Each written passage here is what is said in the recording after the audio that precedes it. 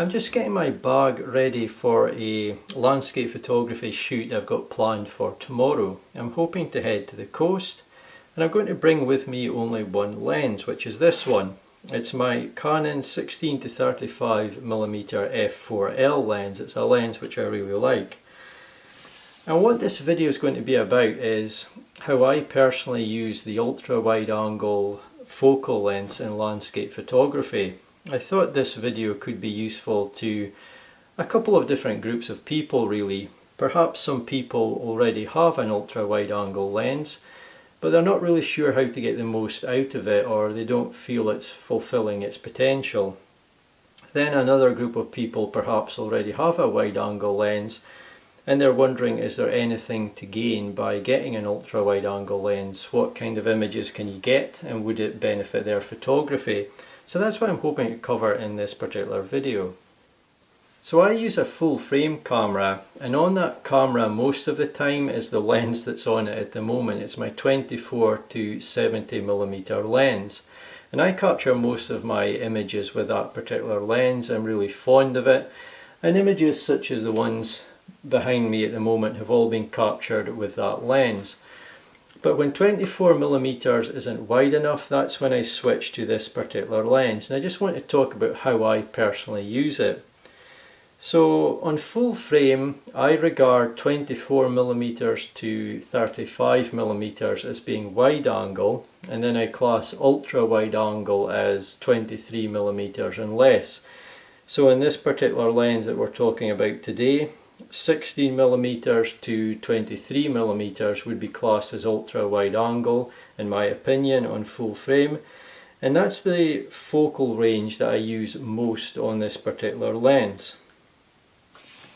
So what are the reasons that would make me put this lens onto my camera? What am I trying to achieve by using it? I think there's quite a lot of answers to that question, but I think I can summarise them into three different categories. So the first category is quite simple really, and perhaps obvious, and you may have guessed it already. If 24mm isn't wide enough and I can't include everything in the scene that I want, then I'll switch to this lens. That's a perfectly acceptable reason to go ultra wide angle. You just need to be careful of your composition and make sure that everything that you're including in your image you want to include, because when you go ultra wide angle you're taking in a lot. So that's a perfectly acceptable reason. You just need to make sure you're not including anything like perhaps tree branches that you don't want there, or you're maybe adding in too much empty space that you don't want. So as long as you keep that in mind, it's perfectly fine to go ultra wide angle just to get more in the frame. Now you're perhaps thinking, but you could stitch a few images together. Well, that's certainly an option if you can't capture it all in one frame. But of course things move between frames, especially if it's a windy day, there's some strong winds, a lot of movement, various other reasons like that. Things can move between frames, so you may prefer to capture all in one image at ultra wide angle rather than try and stitch a few images together. And of course ultra wide angle gives you quite a distinctive look, so the look you'll get capturing one image with this lens won't match the look of a few images stitched together. The second reason I would use this lens and its ultra wide angle focal length range is when I've got a really interesting foreground, or a foreground that I want to emphasize. I'll then put this on the camera and I'll get the lens extremely close to something in the foreground. It may be some interesting patterns that I like, it may be an interesting rock, it could be some tree roots, whatever it is. If you use ultra wide angle lens focal lengths and you get really close to your foreground, you can really emphasize that object and make it quite prominent in the frame, make it look quite large, a lot larger than it perhaps is in real life.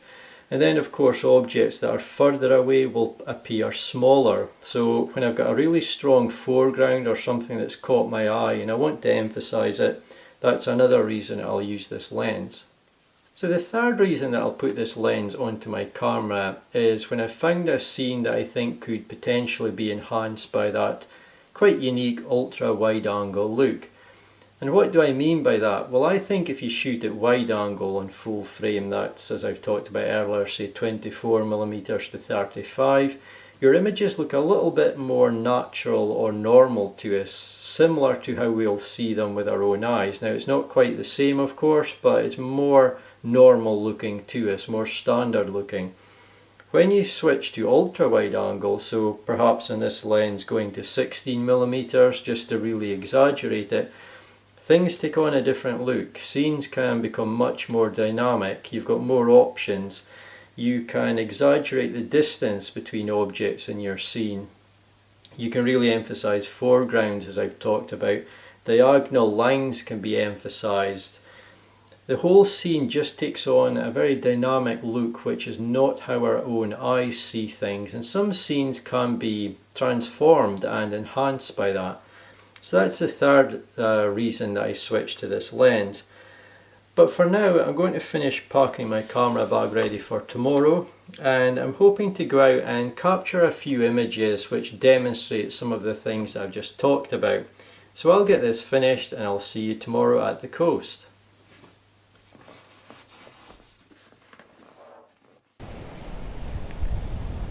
So as you can see, I've made my way to the coast and the conditions today are quite interesting.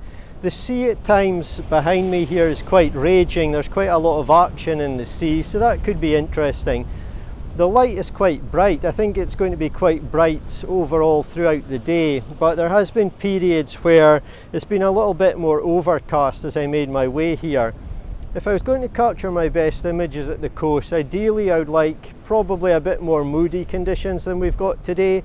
However, that's not the purpose of today, trying to capture my best images. I want to capture images which demonstrate how I use the ultra-wide focal length on the Canon lens I talked about earlier.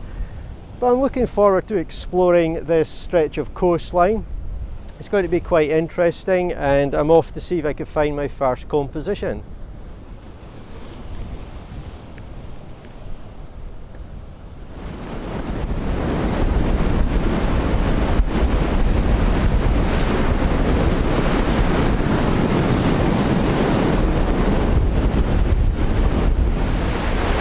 So it's quite difficult at the moment to do photography and record video. There's a lot of noise, there's a lot of sea spray, but it's quite interesting, it's quite fun being here. But I just want to talk briefly about this shot. I've only got a couple of minutes before I need to beat a hasty retreat due to the incoming tide.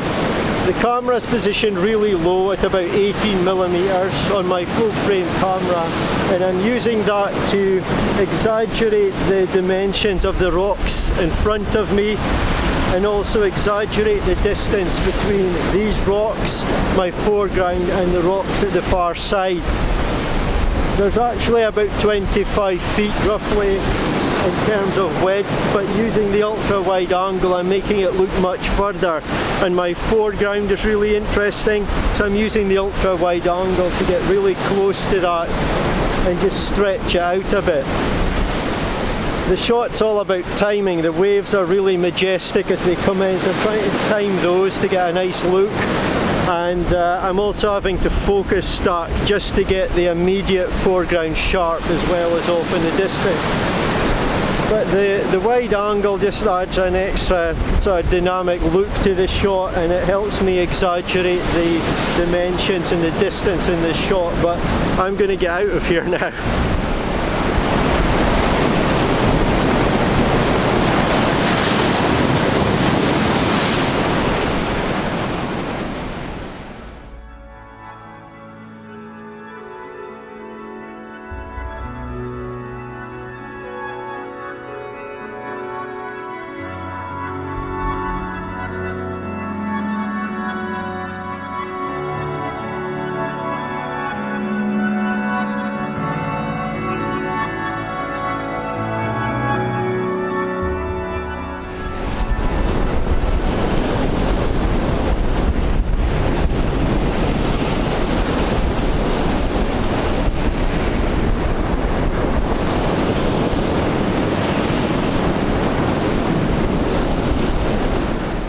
So I've now got all my gear packed away and I've left that particular spot. It was a very exciting spot to be in, and it was great to try and capture some images there. But if I was still there at this moment, I would have been washed away into the sea. It really is quite stormy, the sea today, and that area is definitely now a no-go area. So although it was quite difficult to record video in that area due to all the noise and sea spray, I hope you was able to pick up on why I thought an ultra-wide focal length was the correct choice for that particular composition. But I'm now off to explore along the coastline and have a look for some other compositions.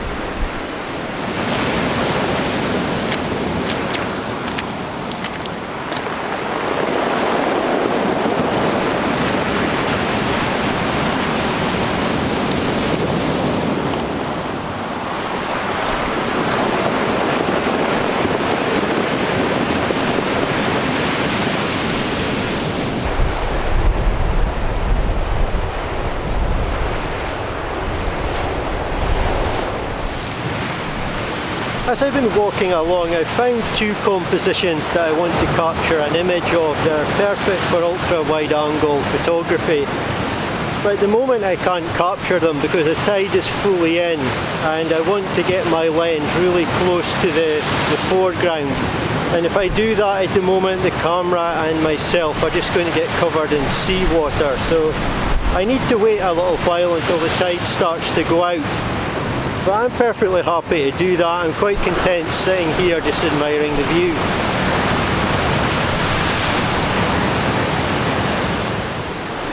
As I've been stood here waiting for the tide to go out, I couldn't resist capturing another image, and probably if you look behind me you'll understand why. The waves have been crashing into the shoreline and it's just been really nice to see that. So for this particular image I'm at 17mm on my full frame camera, and the reason for going ultra wide angle on this particular composition is simply because I needed to go as wide as 17mm to get everything in the shot that I wanted. So there's a lot in this shot. I'm in portrait orientation.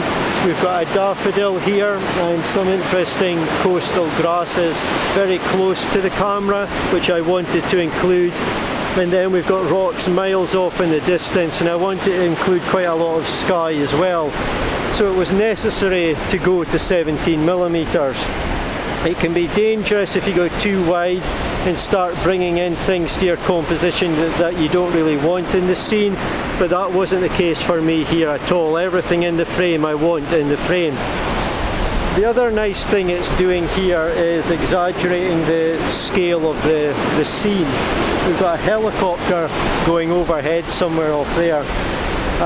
It's making the rocks off in the distance look even further away, and even some of the rocks here just underneath me, which are probably around 16, 17 feet from the camera, they're being made to look even further away as well, and their proportions are being slightly distorted or exaggerated as well. But it's quite a nice scene, one I think that's been worth capturing, and now I'm going to head off and see if any of the other compositions I talked about earlier are now available to shoot due to the tide perhaps having went out a little bit. But yeah, I'll have to tear myself away from this location because I've really been enjoying just standing here watching the waves come in.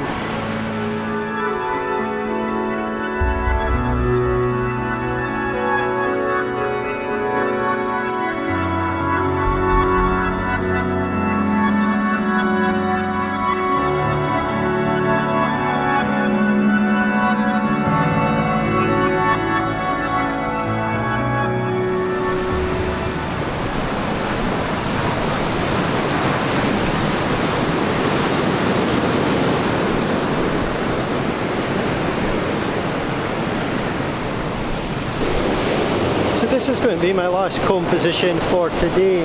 I spotted this earlier on, but the tide was too far in for me to capture it. But I was quite drawn to these interesting patterns in the rocks here, which I'm using as a foreground. So again, at ultra wide angle, 16mm for this shot, very close to the foreground with my camera. And the lines here themselves, how long they are and the distance before they reach the sea is being much exaggerated, and it's making quite a dynamic looking shot again. by using 16mm on my full frame camera. The lines lead you off into the distance, and then you can see a bit of a harbour pier off to the left, but it's all about the foreground, and that's why I'm using the ultra wide angle on this particular image. And it just really enhances the foreground, and it just gives it a look which does not 100% mirror what I see with my own eyes. It exaggerates everything and just gives it quite an interesting dynamic look. But anyway, I hope you found this video useful, either if you've got an ultra wide angle lens and you're not really sure how to get the best from it, or if you're potentially wondering about purchasing one and thinking, can it really do anything for your photography? Could you capture the types of images that you like with such a lens? But thank you so much for your time, and I'll see you in my next video.